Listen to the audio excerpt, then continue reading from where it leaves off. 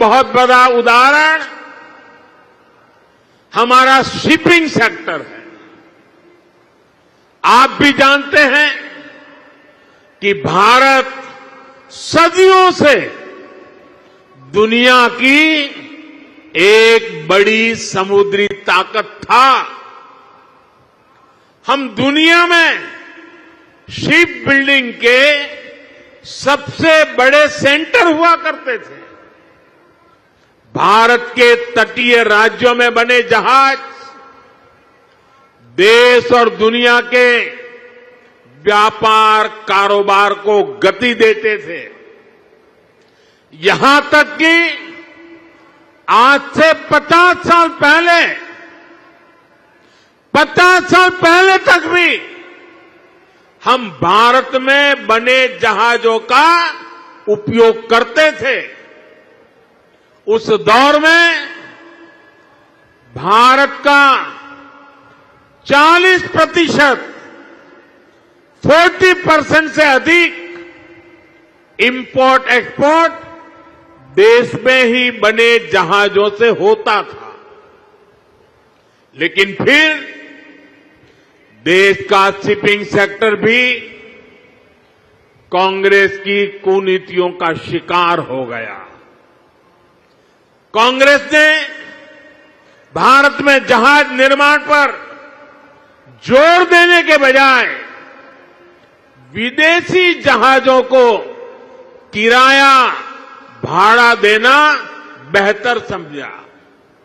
इससे भारत में ship building ecosystem ठप हो गया।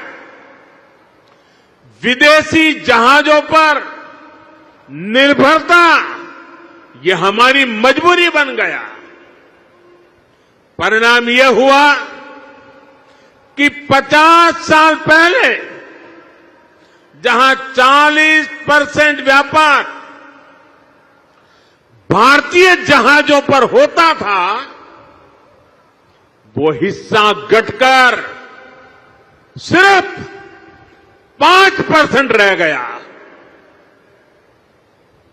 यानी अपने 95% ट्रेड के लिए हम विदेशी जहाजों पर निर्भर हो गए। विदेशी जहाजों पर इस निर्भरता का हमें बहुत बड़ा नुकसान उठाना पड़ा। साथियों, में आज देश के सामने कुछ आंकड़े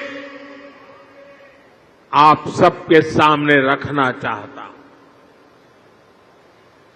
देशवासी ये जानकर हैरान रह जाएंगे कि आज भारत हर साल करीब $75 बिलियन यानी लगभग 6 लाख करोड़ रुपए 6 लाख करोड़ रुपए विदेशी शिपिंग कंपनियों को शिपिंग सर्विसेज के लिए देता है, किराया देता है। ये आज भारत का जितना डिफेंस बजट है, करीब करीब उतना पैसा किराए में दिया जा रहा है। आप कल्पना कीजिए 7 दशकों में कितना पैसा हमने सिर्फ भाड़े के रूप में दूसरे देशों को दिया है।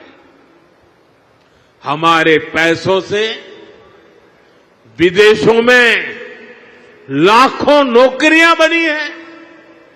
सोचिए, इतने सारे पैसे का अगर एक छोटा सा हिस्सा भी अगर पहले की सरकारें अपनी शिपिंग इंडस्ट्री पर लगाती